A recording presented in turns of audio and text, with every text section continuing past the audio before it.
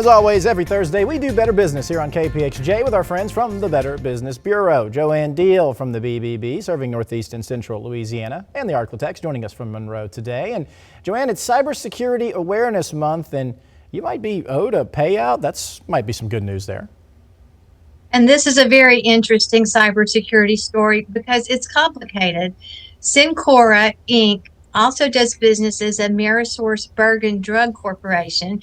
They have a BBB business report wherein they also do business with the Lash Group LLC.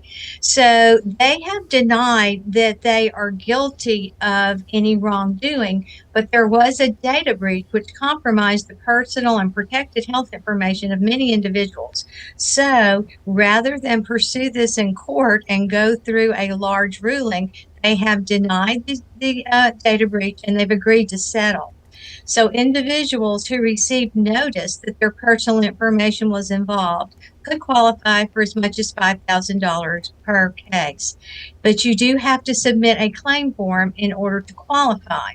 So these notices have gone out across our service area by virtue of email as well as postcards. It has been unusual because many of the individuals involved do not realize that KROLL, Kroll, is a certified settlement group, and they normally handle Federal Trade Commission cases, but they have been used to actually carry out this settlement agreement. So remember, this is a medical service organization. You may have some reason to have been served by them, but not know it.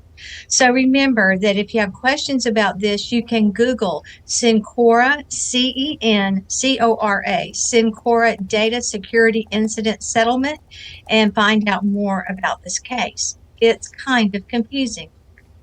Yeah, most of this stuff usually is, but I tell you the less confusing thing and the question that everyone probably wants to know if they are involved in this, how much would that payment be, Joanne? Basically, it depends upon the nature of your involvement in the breach. In other words, how much you may or may not be damaged. So if you can prove that you have damage, you should submit that information by virtue of this portal. Now, if you cannot prove a certain amount of damage, then your amount would be based upon what money is left based upon the total number of claimants. So once again, it's an algorithm, and that will not be available until February of next year. So if you want to submit a claim, the deadline, you have until January 19th, 2026 to file.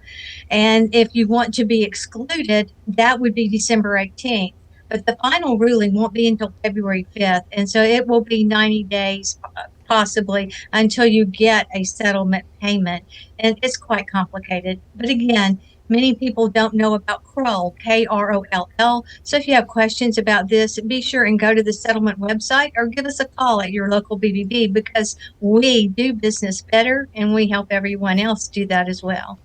And we do so here every Thursday. Thanks to you, Joanne. Always appreciate your time. All right. I'll bring out that red flag next week. I can't wait.